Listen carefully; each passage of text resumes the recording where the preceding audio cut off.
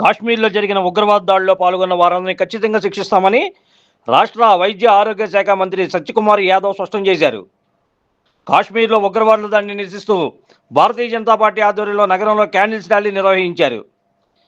1 town KBN కళాశాల నుండి ప్రారంభమై చిట్టినార్ వరకు ఈ ర్యాలీ జరిగింది. ఈ కార్యక్రమంలో వైద్య ఆరోగ్య శాఖ మంత్రి వై సత్యకుమార్ యాదవ్ పాల్గొన్నారు. ఈ సందర్భంగా మంత్రి మాట్లాడుతూ ప్రపంచ దేశాలన్నీ కాశ్మీర్లో జరిగిన దాడిని ఖండిస్తూ భారత్కు అండగా నిలిచాయన్నారు. పాకిస్తాన్కు చెందిన ఉగ్రవాదులు పిరికిబంద చర్యలకు పాల్పడి 26 మంది అమాయకుల ప్రాణాలు బలి తీసుకున్నారన్నారు. ఈ ఉగ్రవాద దాడిలో పాల్గొన్న ప్రతి ఒక్కరిని వెతికి శిక్ష పడేలా చేస్తామని స్పష్టం చేశారు. అలాగే ఈ ఉగ్రవాద దాడిలో విశాఖకు చెందిన చంద్రమౌళి, కావలికి చెందిన మధుసూదన్ ప్రాణాలు కోల్పోయారని అన్నారు. అమర్నాథ్ యాత్రకు భారీగా హిందువులు తరలివస్తున్నారని 145 కోట్ల భారతీయులు మనోభావాలు దెబ్బతీసే విధంగా ఈ ఉగ్రవాద దాడి జరిగిందని మంత్రి పేర్కొన్నారు. వక్ఫ్ బోర్డు సవరణ బిల్లుకు ఈ దాడికి ఎలాంటి సంబంధం లేదని మంత్రి సత్యకుమార్ స్పష్టం చేశారు. ఈ ర్యాలీలో బీజేపీ నాయకులు దిలీప్, శ్రీనివాసరాజు, షేక్ బాజీ, బలివాడ శివకుమార్ పట్నాయక్, ఎస్సీ మోర్చా జాతీయ నాయకురాలు బొడ్డు నాగలక్ష్మి, ఎన్టీఆర్ జిల్లా అధ్యక్షులు అడ్డూరి శ్రీరామ్, కోశాధికారి అవ్వారు బుల్లబ్బాయ్, ఎర్రా సునీత, పోతిన బేసుకంఠేశ్వరుడు తదితరులు ఈ కార్యక్రమంలో పాల్గొన్నారు.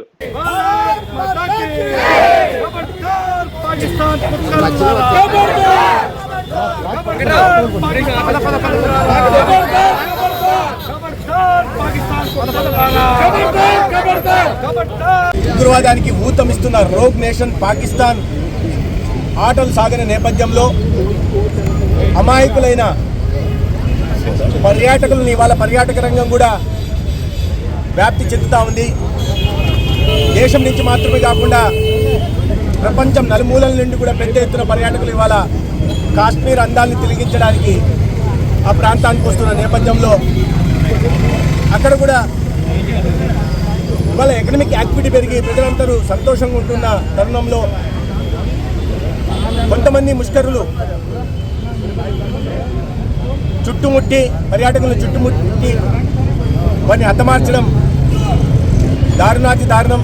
మరీ ముఖ్యంగా మతాన్ని అడిగి మీరు ఏ మతానికి సంబంధించిన వాళ్ళని చెప్పి వాళ్ళు హిందువులని చెప్పిన తర్వాత వారి భార్య ఎదురుగే మొన్ననే కొత్తగా పెళ్ళైన జంటని భార్య ఎదురుగే భర్తను కాల్చి చంపేయడం, పిల్లలు ఎదురుగా తండ్రిని చంపడం, తల్లి ఎదురుగా కుమారుని చంపడం వారి మానసిక స్థితిని తెలియజేస్తాం. అయితే ఇవాళ సమర్థవంతుడైన ఒక నాయకుడు ఈ దేశానికి సారథ్యం వహిస్తున్నాడు.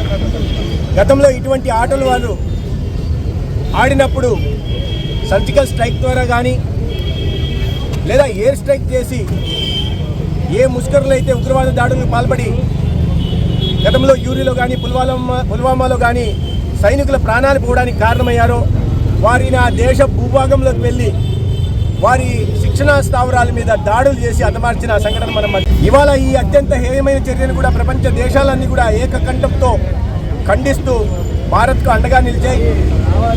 పాకిస్తాన్ ఇవాళ ఉగ్రవాదాన్ని వారి దేశంలో మొత్తం అతలాకుతలమవుతున్న నేపథ్యంలో వాళ్ళ ప్రజలను దృష్టి మరల్చడం కోసం ఇవాళ ఒక పిరికి పంద చర్యకు పాల్పడి కొంతమంది ఉగ్రవాదుల చేత అమాయకులు ప్రాణాలు తీసే ప్రయత్నం చేశారు. అయితే ఇవాళ దేశ నాయకత్వాన్ని చూస్తూ ఉండే పరిస్థితి లేదు. గతంలో లాగా ఏం చేసినా సాగుతుందనే అవకాశాలు లేవు.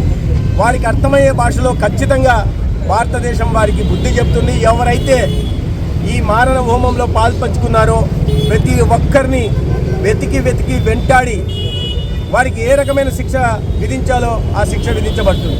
అయితే ఇవాళ 26 మంది ప్రాణాలు కోల్పోవడం వారందరి స్మృతికి నివాళులర్పిస్తున్నాం.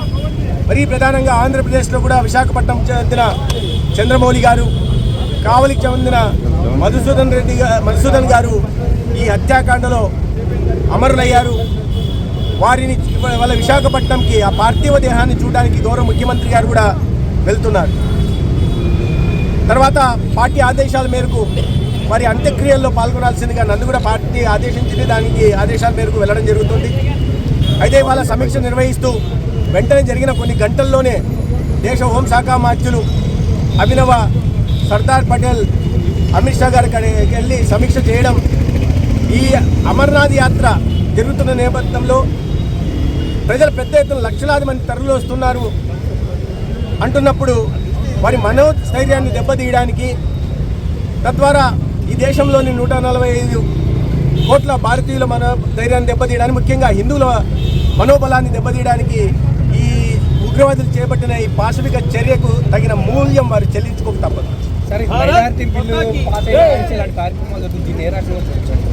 మైనార్టీ బిల్లు పాస్కి దీనికి ఏం సంబంధం అండి? మీరు గతంలో 10 సంవత్సరాలు చూస్తే ఏ రోజు టీవీ పెట్టినా, ఏ న్యూస్ పేపర్ తిప్పినా, ఎక్కడ చూసినా ఉగ్రవాద బాంబులు దాడులు జరిగాయి. హైదరాబాద్లో లుంబిని పార్కులో దాడులు చేస్తే 150 మంది చచ్చిపోయారు. గోకుల్ చాట్ దగ్గర దాడి చేస్తే 175 మంది చచ్చిపోయారు.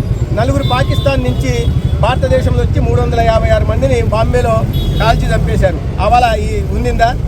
ఎందుకు ఇటువంటి వక్రీకరించే పద్ధతులు చేస్తున్నారు? దీనికి దానికి ఏం సంబంధం? ప్రజలు ఇవాళ 140 కోట్ల మంది ట్రిపుల్ తలాక్ తెచ్చినప్పుడు ముస్లిం మహిళలంతా హర్షించారు, స్వాగతించారు. తర్వాత సిఏ యాక్ట్ తెచ్చినప్పుడు ముస్లిం సమాజం హర్షించింది, స్వాగతించింది. ఇవాళ కూడా 85% ముస్లింలు ఎవరైతే అత్యంత వెనుకబాటుతనంలో ఉన్నారో వారి జీవన ప్రమాణాలు పెంచుకోవడం కోసమే వక్ఫ్ బిల్లు తీసుకురావడం జరిగిందనే విషయాన్ని పదే అన్ని ఎక్కడ చూసినా అర్థమవుతుంది. కొంతమంది చేతిలో అన్యాక్రాంతం అవుతోంది. కొంతమంది పెద్దలు 10%, 5% మంది పెద్దల జేబుల్లోకి ముస్లిం సోదరులకు వాళ్ళ సంక్షేమానికి, అభివృద్ధికి సంబంధించిన నిధులు వెళ్తున్నాయి, వాళ్ళ భూములు అన్యాక్రాంతం అవుతున్నాయనే ఒక సదుద్దేశంతో 85% మంది ముస్లింలలో బీసీలు ఉంటున్నారు. వారి పిల్లల ఒక ఉజ్వల భవిష్యత్తు ఉండాలనే లక్ష్యంతో తీసుకొస్తే దాని పాకిస్తాన్ భాష మాట్లాడుతున్నారు. మరి పాకిస్తాన్ ఉగ్రవాదులు ఈ దాడి చేశారు, దీనికి పాకిస్తాన్ ఏం సంబంధం? ఉగ్రవాద దాడులు జరిగితే ఈ రకంగా వక్రీకరించేదాన్ని అర్థం చేసుకోవాలి. వారు ఈ మాటలు మాట్లాడేవారు ఖచ్చితంగా ఈ దేశానికి సంబంధించిన వాళ్ళు కాదు. 26 మంది అమాయకుల ప్రాణాలు పోతే ఇటువంటి రాజకీయ ప్రేలాపనలు, అసందర్భ ప్రేలాపనలు చేస్తున్న వాళ్ళు ఖచ్చితంగా దేశభక్తులైతే కాదు. ఈ సమాజానికి చీడ పురుగులు. అటువంటి వారిని ఎంతో తొందరగా వదిలించుకుంటే, వారి వ్యక్తులైనా శక్తులైనా వదిలించుకుంటే దేశానికి, సమాజానికి, ముఖ్యంగా ముస్లిం సమాజానికి అంత మేలు జరుగుతుంది.